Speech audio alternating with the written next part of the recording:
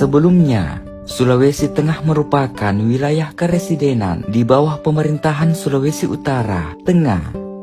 Provinsi yang beribu kota di Palu ini terbentuk berdasarkan Undang-Undang Nomor 13 1964. Penduduk asli Sulawesi Tengah merupakan percampuran antara bangsa Wedoid dan Negroid. Penduduk asli ini kemudian berkembang menjadi suku baru menyusul datangnya bangsa Proto-Melayu tahun 3000 sebelum Masehi dan Deutero-Melayu tahun 300 sebelum Masehi. Keberadaan para penghuni pertama Sulawesi Tengah diketahui dari peninggalan sejarah berupa peralatan dari kebudayaan Donsong atau perunggu dari zaman Megalitikum.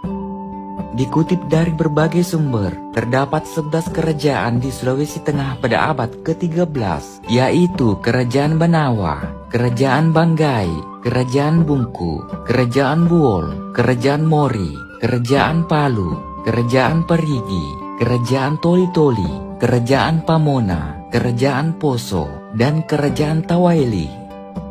Kala itu, Sulawesi Tengah masih belum dimasuki agama Samawi dan penduduknya sebagian besar masih pagan, penganut animisme, dan memeluk agama suku.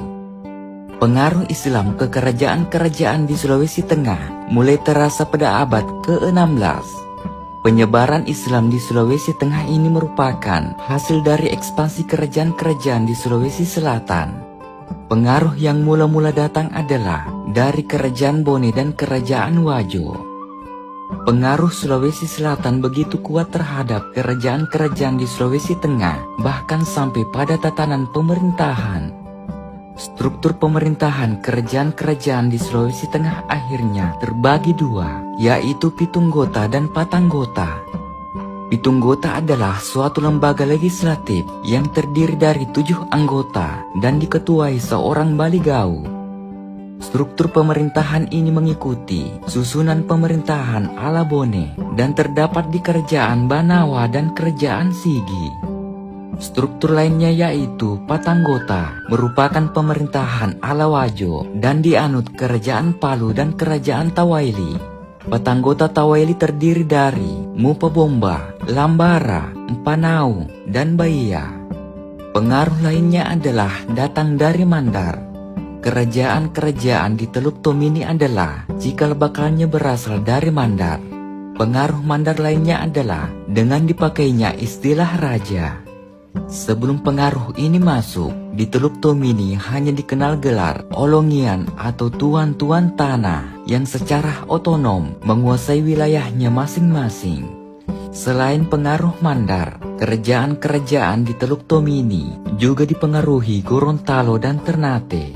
Hal ini terlihat dalam struktur pemerintahannya yang sedikit banyak mengikuti struktur pemerintahan di Gorontalo dan Ternate tersebut. Struktur pemerintahan tersebut terdiri dari Olongian atau Kepala Negara, Jogugu atau Perdana Menteri, Kapitan Laut atau Menteri Pertahanan, Walapulu, Menteri Keuangan, Ukum, Menteri Perhubungan, dan Madinu, Menteri Penerangan. Dengan meluasnya pengaruh Sulawesi Selatan, menyebar pula agama Islam. Daerah-daerah yang diwarnai Islam pertama kali adalah daerah pesisir. Pada pertengahan abad ke-16, Kerajaan Bol dan Luwu telah menerima ajaran Islam. Sejak tahun 1540, Bol telah membentuk kesultanan dan dipimpin seorang sultan bernama Yato Muhammad Tahir. Mulai abad ke-17, wilayah Sulawesi Tengah mulai masuk dalam kekuasaan kolonial Belanda. Dengan dalih untuk mengamankan armada kapalnya dari serangan bajak laut, VOC membangun benteng di Parigi dan Lambunu. Pada abad ke-18, VOC meningkatkan tekanannya pada raja-raja di Sulawesi Tengah. Mereka memanggil raja-raja Sulawesi Tengah untuk datang ke Manado dan Gorontalo untuk mengucapkan sumpah setia kepada VOC. Dengan begitu, VOC berarti telah menguasai kerajaan-kerajaan di Sulawesi Tengah tersebut. Permulaan abad ke-20, dengan diikat suatu perjanjian bernama Langkontrak dan Korte Verklaring, Belanda telah sepenuhnya menguasai Sulawesi Tengah. Terhadap kerajaan yang membangkang, Belanda menumpasnya dengan kekerasan senjata. Pada permulaan abad ke-20 pula, mulai muncul perlawanan terhadap kolonial Belanda. Selain pergerakan lokal, masuk pula pergerakan yang berpusat di Jawa.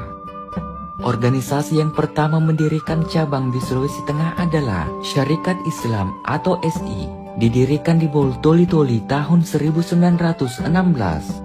Organisasi lainnya yang berkembang di wilayah ini adalah Partai Nasional Indonesia atau PNI yang cabangnya didirikan di Bol tahun 1928. Organisasi lainnya yang membuka cabang di Sulawesi Tengah adalah Muhammadiyah dan PSII.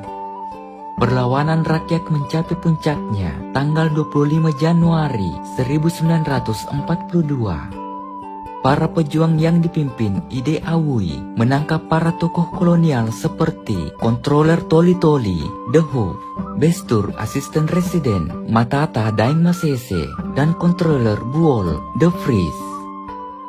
Dengan tertangkapnya tokoh-tokoh kolonial itu, praktis kekuasaan Belanda telah diakhiri. Tanggal 1 Februari 1942. Sang merah putih telah dikibarkan untuk pertama kalinya di angkasa Toli-Toli.